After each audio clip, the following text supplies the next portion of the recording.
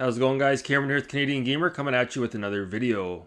Hope you're all doing well. I moved the camera back just a little bit today. So I wanted to talk about the recent announcement here of the Xbox PlayStation merger. Merger? You call it a merger? Is that fair to say? So there's a big rumor that Phil Spencer and co. are on the cusp of an announcement where we're going to find out that more or less a lot of the first party Xbox games will be making their way to PlayStation, PS5. And there's a lot of people on YouTube making a big deal about this. So I wanted to just chime in with my 2 cents. So first things first, we already knew this was happening. This was already talked about, a year ago? We knew this was happening. Phil Spencer talked about this before, about how Microsoft wants to be able to allow other platforms to enjoy a lot of these games that are not necessarily developed by Microsoft, but were developed by other studios that Microsoft had recently acquired. So the reason why I say that is because the game that's getting the most chatter right now is Starfield. You know, a lot of Xbox fanboys are screaming to the sky. Why are you taking our beloved exclusive and giving it to the PlayStation fanboys? But we already knew this was happening. What's going on here is this was already planned out months in advance, right? Starfield was released on the Xbox and PC months in advance. So we got first dibs on it as Xbox console owners, right? And by the time the game gets released on the PS5, the Shattered, what is it called? Shattered Space? The DLC that's soon to come out. That will be exclusive to the Xbox. So if you want to play Starfield on the PS5, you can play it on the PS5. But if you want to play it with the DLC, you need to get it on Xbox. See what they're doing here? It's not rocket science.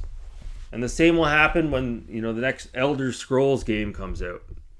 It'll come out on the Xbox first, and then 6 months to a year later, it will come out on the PS5.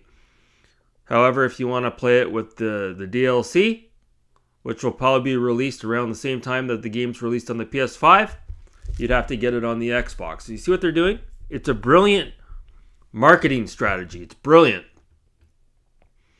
Do you know how much more money Microsoft is going to bring in, allowing people on the PlayStation platform to be able to experience these games? And it's not just Starfield. If the other big franchises go over to Sony, to PlayStation, now, if Sony is allowing these games on their platform, that tells you all you need to know right there.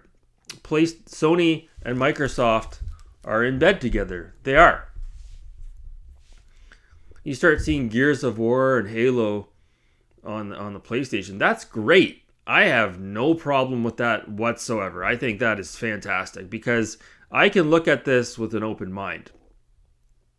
Microsoft is like Xbox as we know it. It's not a console anymore. The Xbox Series X that I have, okay, that is just an entry-level consumer PC that you can hook up to your TV, right? It's no different than a PC as far as playing your games is concerned. So the other thing too is you have to remember Sony's releasing a lot of their first-party games on Microsoft Windows. So the door swings both ways. It's funny. You get games like The Last of Us or Death Stranding or Horizon Zero Dawn that are being released on Microsoft Windows, okay? Which is more or less Microsoft Xbox. It's the same thing. Nobody says it. Well, there was a little bit of chatter about that, but it wasn't like a big deal. But Microsoft chooses to release their games on Sony's platform, and it's a big deal. It's not really a big deal. It's not. And the thing is, too, is eventually a time's probably going to come where Microsoft just acquires Sony altogether. You laugh. I could see it happening. And so Microsoft will end up just owning it all, right? So there's no reason to be disgruntled about Microsoft allowing for their games to be released on the Sony platform. And like I said, for Sony to be kosher with it, that tells you all you need to know. What I think is funny, though, is when these Sony fanboys decide to play these games on their PS5, every time they boot up the game, they have to see Xbox or Microsoft. It's probably going to say Xbox right on your PS5. So I think that's pretty comical. But no, from a business perspective, it does make sense. If it makes dollars, it makes sense. I can't blame Microsoft for doing this. They're not in it for the same reason as Sony and Nintendo. Those companies are trying to sell consoles. Microsoft is trying to sell a service, right? Microsoft Xbox is a service. It's not a console. So that's what you people need to get through your thick skull. But that's cool. That's cool because I as far as Starfield is concerned, I think it's a really good game, and for it to be released on the PS5, it's going to give it its dues. It's going to get more exposure, and more people are going to play it and realize how good of a game it is. I feel like this game got shit on only by people that are on YouTube, not the general public, because people like to shit on Xbox because it's the third wheel, right? It's the third man out. The odd man out, excuse me. Everybody's got a PS5 and a Switch, and the Xbox is not the best-selling console, so everybody likes to shit on Starfield. But had Starfield been released on all the platforms, well, not all the platforms, but you know what I mean, on launch day, it would have been a different story, right? So, yeah, no, I think it's awesome that you guys that have a PS5 or a PS4, you're gonna be able to experience a lot of these games that up until now you had to have an Xbox to experience. So I think it's really cool.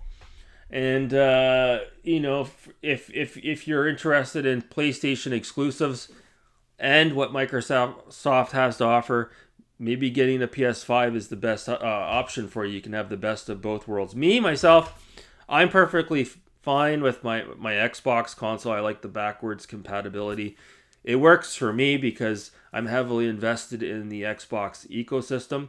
And as some of you have noticed watching my channel, I've been showcasing a lot of original Xbox and Xbox 360 games that I have been playing via backwards compatibility, most recently The Darkness and The Darkness 2.